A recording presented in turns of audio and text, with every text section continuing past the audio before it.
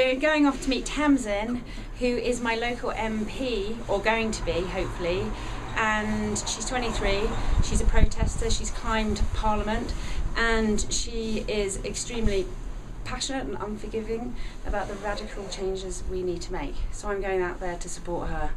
She's doing Reclaim the Night, which is very traditional walk, candlelit walk throughout the streets to really make a stand and create a feminine presence at a time when, you know, women particularly feel unsafe due to the fact that we're not being protected and that society is really taking a step backwards in its freedom, because obviously women are at the heart and pinnacle of civilization, and if we don't protect them, we're not protecting ourselves. We're going on a protest. You've got to do something. Okay, where are we going? Hampstead on a protest because it's not safe on the streets anymore for women. So we're going to protest against it, because make it safe. So what is it that you want? We want. What do you guys want? We want safe streets. Okay, girls. Yeah. Don't you think? Yeah. We need protection. Okay.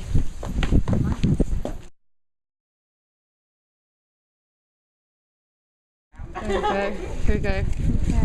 Some consider it shameful never to vote, but I've considered it's my protest, and I use protest as my vote to make my voice heard. And so if I was going to vote, it would probably be for Green, prior to meeting Tamzin actually, and just to make, you know, a statement. But now Tamzin has come on board, she's taking my virgin vote. So I know her as Tamzin the protester, like Alexander the Great. But she's 23, she's climbed the House of Parliament, she's been at the forefront of creating huge voice around climate change.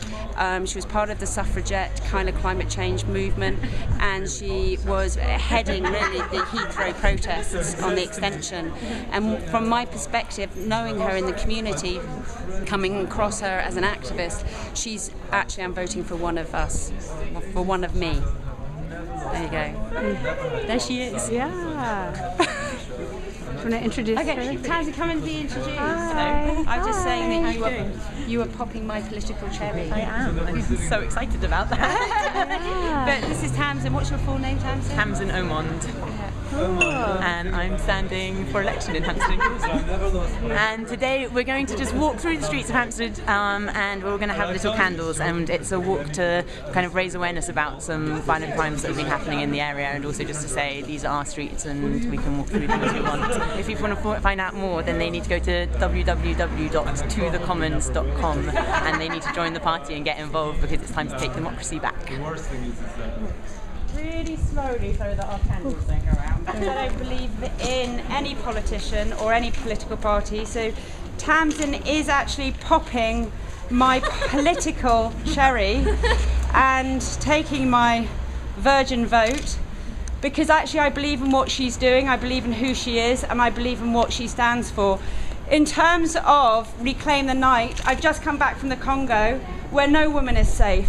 And we do live in a free society, and we really do need to make sure that women within our society are as safe as they can be, because we are the axle of civilization. If we're not safe, nobody's safe. Okay, that's it.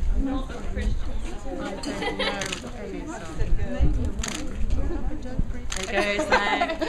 So there's a song that goes, "This old freedom train has been a long time coming. Ain't nobody gonna stop it now."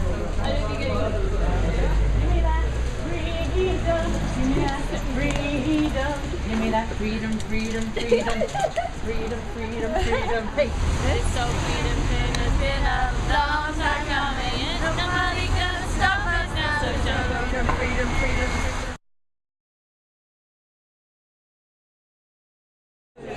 Do you scuba dive? Never. Would you like to? Yeah, I would love to. Particularly, yeah, I think I would absolutely love to. Excellent. So you've got an amazing buddy for when you're ready. Scuba buddy? Scuba Bali buddy. Yes. Not for every, she's already made that. And that's underwater? No, that's waiting to be sunk, right?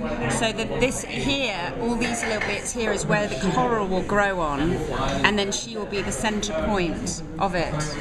So and that thing's like a kind of living deity, a living coral reef deity, basically praying from under the water for the health of our oceans. That's the kind of... Basically, they're creating housing for the fish.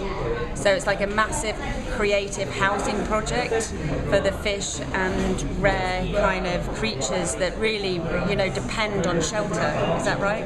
And by utilising and creating a sanctuary and utilising creativity and art, you're creating an attraction and a higher value rather than literally harvesting what takes hundreds of years to grow and build.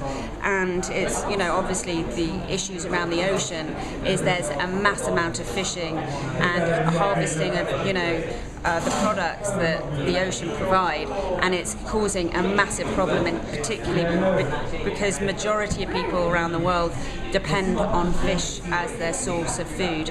One of the most kind of big things about the sea is that we've always relied on it as a kind of fallback. This is a bit of a silly, funny story. My mum was saying that during the Second World War, when everything was rationed, they actually ate a huge amount of fish. So it's something that's always a fallback. When things get tough, people fall and basically use the sea's resources. But at the moment, it's getting to the point where we're completely over-exploiting it. So we are running the risk, if we don't nurture it now, of being in a position where when we need it, it's just not going to be there. So yeah, these projects are about, they're quite socio-economic in the sense that they're about trying to find another way for people to find a living from the sea so that they actually don't then exploit it. It's a complicated combination between encouraging people not to overfish it, but then how do people make a living? So you then have to kind of create other forms of and tourism is a very good way of providing people with a living. Underwater attractions. Underwater attractions, yeah. A lot of them I want to keep at snorkeling depth so that you don't have to be a diver. Some of them can go deeper, but a lot of the projects at the moment we're trying to keep relatively shallow. Gotta go.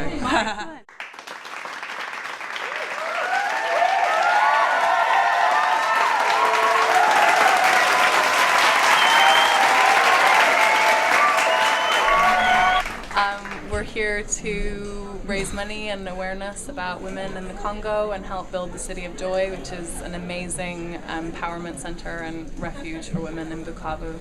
So it's going to be a great night.